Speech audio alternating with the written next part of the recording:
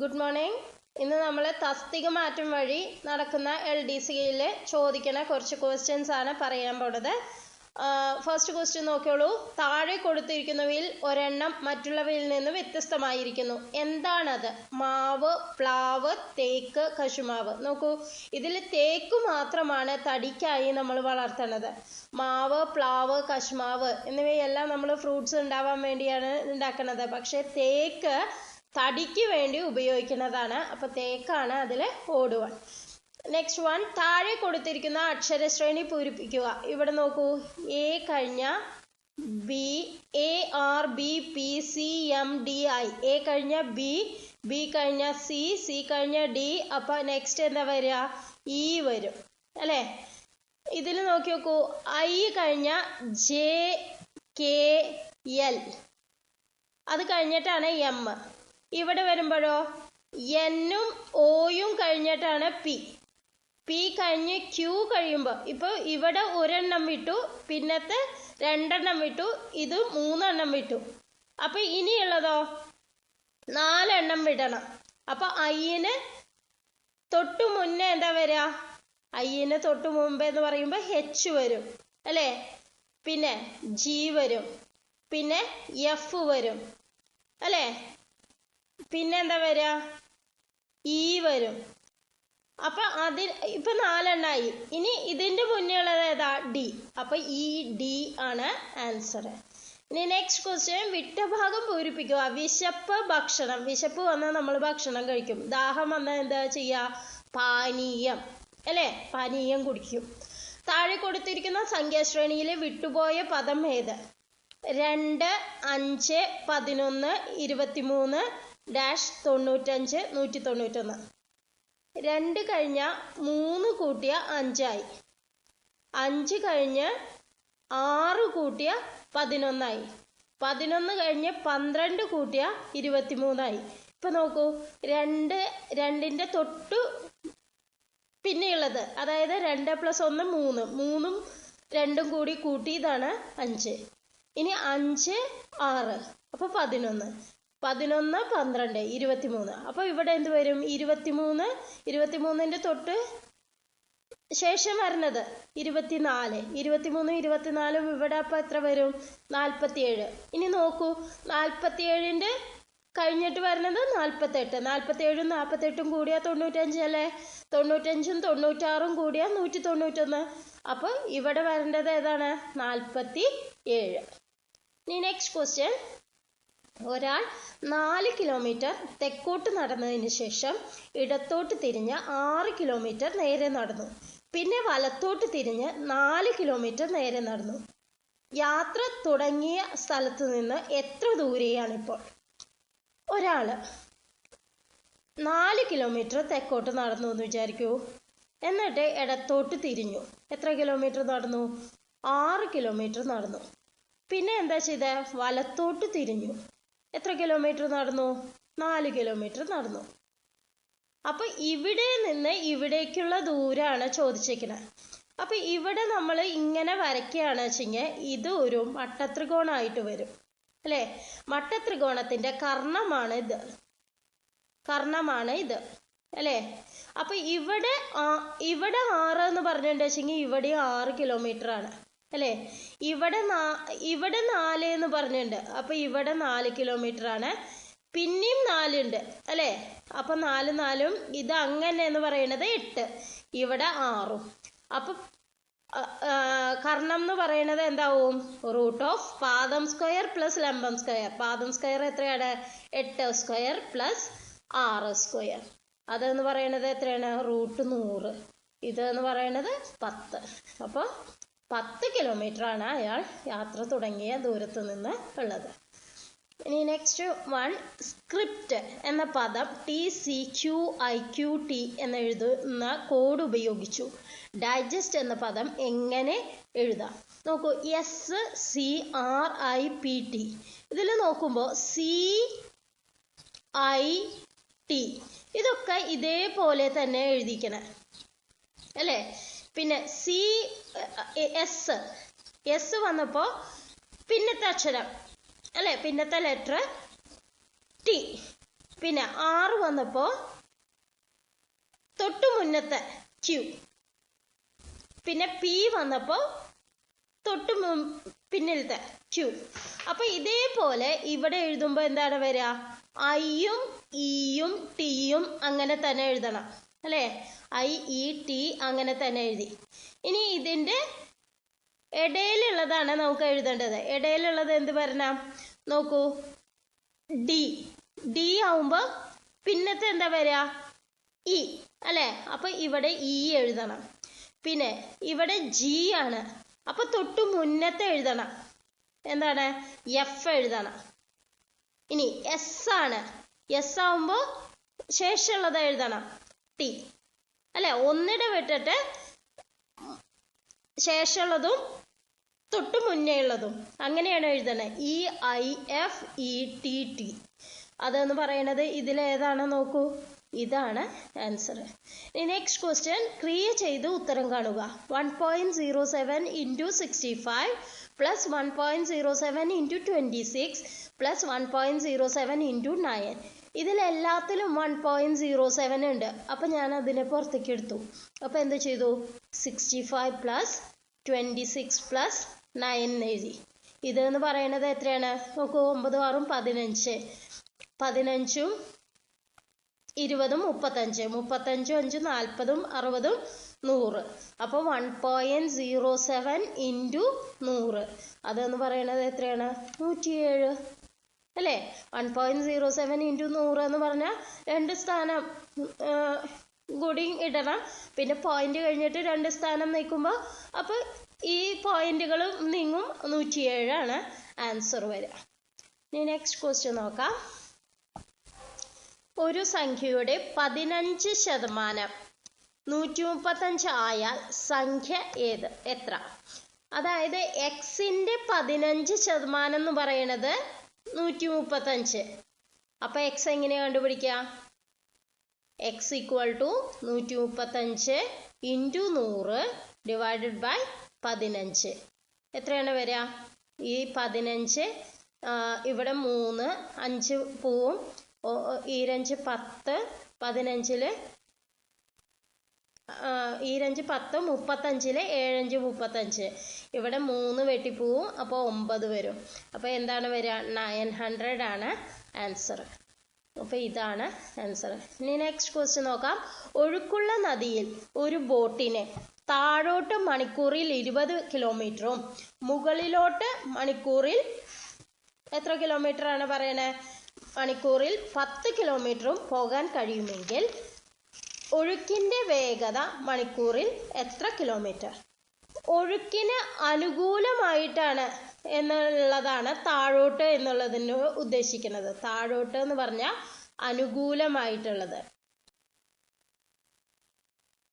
ഒഴുക്കിന് എതിരെ എന്നുള്ളതാണ് മുകളിലോട്ട് എന്നതിനെ സൂചിപ്പിക്കുന്നത്. ഒഴുക്കിന് എതിരെ. അപ്പൊ താഴോട്ട് എന്നുള്ളത് ഒഴുക്കിന് അനുകൂലവും മുകളിലോട്ട് എന്നുള്ളത് ഒഴുക്കിന് എതിരെയുമാണ്.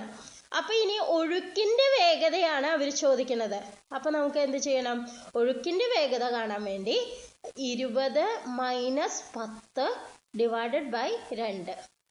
ഒഴുക്കിന്റെ വേഗതയാണ് വെച്ചെങ്കിൽ, ബോട്ടിന്റെ വേഗതയാണ് വെച്ചെങ്കിൽ നമ്മൾ എന്ത് ചെയ്യണം? ഇത് രണ്ടും കൂടി കൂട്ടിയിട്ട് ഡിവൈഡഡ് ബൈ 2 ചെയ്യണം.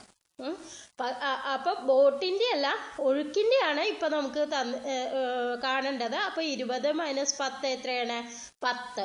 10/2 എന്ന് പറയുന്നത് എത്രയാണ്? 5. അപ്പൊ 5 കിലോമീറ്റർ ആണ് വേഗത. ഇനി ആദ്യത്തെ 20 എണ്ണൽ സംഖ്യകളുടെ ശരാശരി ഡാഷ് ആകുന്നു. ആദ്യത്തെ n എണ്ണൽ സംഖ്യകളുടെ ശരാശരി കാണാൻ n+1/2 ചെയ്താൽ മതി. അതായത് 21/2, അതായത് 10.5. 12 പേർ 8 ദിവസം കൊണ്ട് ചെയ്തു തീർക്കുന്ന ഒരു ജോലി 6 ദിവസം കൊണ്ട് ചെയ്തു തീർക്കാൻ വേണ്ട ആളുകളുടെ എണ്ണം എത്ര? അപ്പൊ ആകെ ജോലി എന്ന് പറയുന്നത് 12 പേര് 8 ദിവസം കൊണ്ട് ചെയ്യുന്ന ജോലി. അത് 6 പേര് ചെയ്യണം. ഡിവൈഡഡ് ബൈ 6 ചെയ്താൽ മതി. അപ്പൊ എത്രയാണ്? 16 ആണ് ആൻസർ വരിക. ഇനി നെക്സ്റ്റ്, കോഡ് ഭാഷയിൽ 5 എന്നത് GKYI എന്ന് എഴുതുന്നുവെങ്കിൽ 8 എന്നത് എങ്ങനെ എഴുതാം? F കഴിഞ്ഞ G, ഐ കഴിഞ്ഞാൽ ജെ ഇല്ല കെ, വി കഴിഞ്ഞാൽ ഡബ്ല്യു എക്സ് ഇല്ല വൈ. മനസ്സിലായ? അപ്പോൾ ഓരോന്ന് കൂട്ടുക. അതായത് ഇതിൽ ഇ കഴിഞ്ഞ എഫ് അല്ലേ, ഇനി ഐ കഴിഞ്ഞ ജെ ഇല്ല കെ, ജി കഴിഞ്ഞ എച്ച് ഐ ഇല്ല ജെ, ഇനി എച്ച് കഴിഞ്ഞ ഐ ജെ കെ ഇല്ല എൽ, ടി കഴിഞ്ഞ യു വി ഡബ്ല്യു എക്സ് ഇല്ല വൈ. അപ്പൊ F K J L Y. അപ്പൊ ഇതാണ് ആൻസർ. ഇനി നെക്സ്റ്റ് ക്വസ്റ്റ്യൻ നോക്കൂ. 2 + 3 = 36, 5 + 4 = 400, 6 + 2 = 144 ആണെങ്കിൽ 5 + 5 എത്ര? ഇത് നോക്കൂ. 2 + 3 എത്രയാണ്? 5 ആണ് അല്ലേ? 2 + 3 5 ആണ്. 2 × 3 എത്രയാണ്? 6 ആണ്. അതിന്റെ സ്ക്വയർ എന്ന് പറയുന്നതാണ് ഈ 36. 5 × 4 എത്രയാണ്? 20. 20യുടെ സ്ക്വയർ എന്ന് പറയുന്നതാണ് 400. 6 × 2 എത്രയാണ്? 12. 12 സ്ക്വയർ ആണ് 144. അപ്പൊ ഇവിടെ എത്രയാവും? 5 × 5 എത്രയാണ്? 25. 25 സ്ക്വയർ ആണ് ഇപ്പൊ വരിക. അപ്പൊ 625. ഇനി next question. a² - b² = 24, a + b = 8 എങ്കിൽ a - b. നമുക്കറിയാം a² - b² എന്ന് പറഞ്ഞാൽ a + b × a - b ആണെന്ന്. അപ്പൊ ഇതെന്ന് പറയുന്നത് 24 = 8 × a - b. അപ്പൊ a - b എന്ത് വരും? 24/8, അതായത് 3. ഇനി നെക്സ്റ്റ് ക്വസ്റ്റ്യൻ. ഒരു ക്ലാസ്സിലെ 30 കുട്ടികളുടെ വയസ്സിന്റെ ശരാശരി 15 ആണ്. ക്ലാസ് ടീച്ചറുടെ വയസ്സ് ചേർത്തപ്പോൾ ശരാശരി 1 വർദ്ധിച്ചപ്പോൾ ടീച്ചറുടെ വയസ്സ് എത്ര? അതായത് പുതിയ ശരാശരി എത്രയാണ്? 15 കൂടെ 1 കൂട്ടിയത്, അതായത് 16 പ്ലസ് കുട്ടികളുടെ എണ്ണം എത്രയാണ്? 30. പുതുതായി വന്ന കുട്ടികൾ എത്രയാണ്? 1. അപ്പൊ എത്രയാണ് വരിക? 16 + 30 46. ഇത് നിങ്ങൾക്ക് മനസ്സിലായില്ല വെച്ചെങ്കിൽ വേഗം ചെയ്യാനുള്ള എളുപ്പ വഴിയാണ് ഇത്. അല്ലെങ്കിൽ എന്ത് ചെയ്യണം? 30 × 15 ആദ്യം ചെയ്യണം. പിന്നെ ടീച്ചറുടെ വയസ്സും കൂടി ചേർത്തപ്പോൾ ശരാശരി വയസ്സ് കാണണം. എന്നിട്ട് അതിന്ന് മൈനസ് ചെയ്തിട്ട് കിട്ടണം. ഇത് എങ്ങാനും മനസ്സിലായില്ല വെച്ചെങ്കിൽ നമ്മുടെ ഹരിശ്രീ ലേണിംഗ് ഈസ് ഫൺ എന്നുള്ള നമ്മുടെ ചാനലിലെ ആവറേജ് എന്നുള്ള ഒരു ടോപ്പിക്ക് നമ്മൾ ക്ലാസ് ആയിട്ട് എടുത്തിട്ടുണ്ട്. അതിൽ ഞാൻ ഇതിൻ്റെ ഒരു എളുപ്പ വഴി 1-2 തരത്തിൽ പറഞ്ഞിട്ടുണ്ട്. നിങ്ങൾ അത് നോക്കി പഠിക്കാം. നെക്സ്റ്റ് ക്വസ്റ്റ്യൻ നോക്കാം.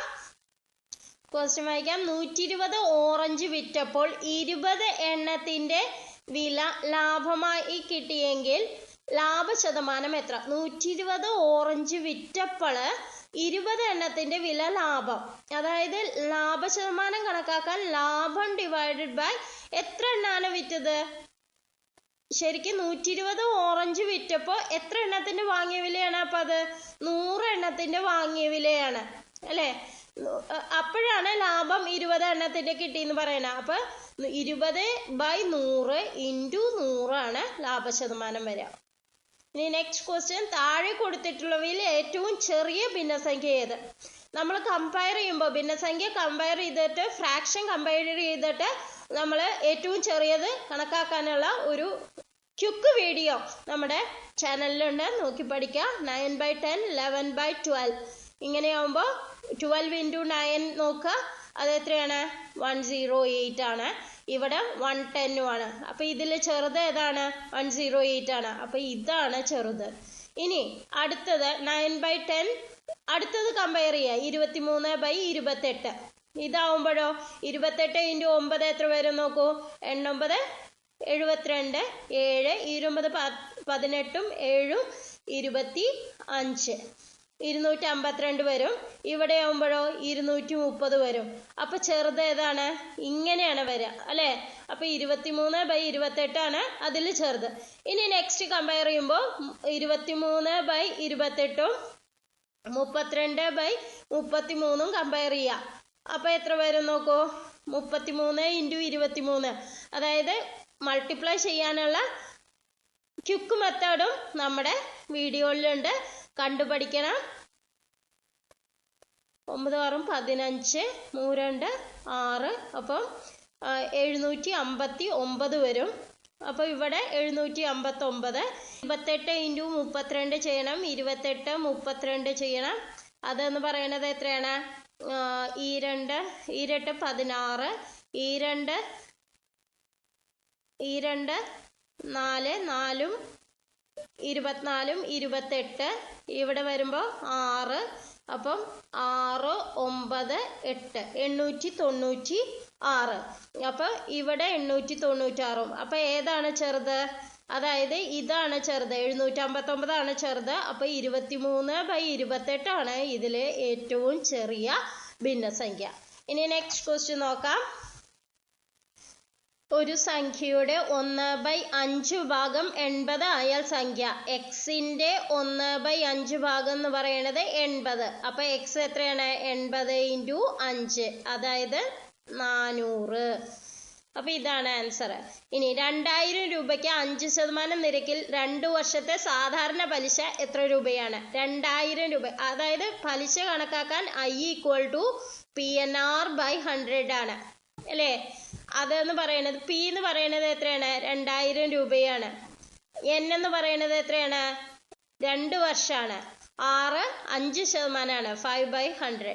ഇതെന്ന് പറയുന്നത് എത്ര വരും? 2 10, 12 20, 20 പിന്നെ ഒരു 0 കൂടി, അപ്പം 200. അപ്പം രൂപ 200. Next question. ഒരു സിലിണ്ടറിന്റെ റേഡിയസ് 5 മീറ്ററും ഉന്നതി 7 മീറ്ററുമായാൽ അതിന്റെ വക്രമുഖ വിസ്തീർണം എന്ത്? സിലിണ്ടറിന്റെ വക്രമുഖ വിസ്തീർണം കാണാനുള്ള വാക്യം എന്താണ്? 2πRh ആണ്. 2πRh.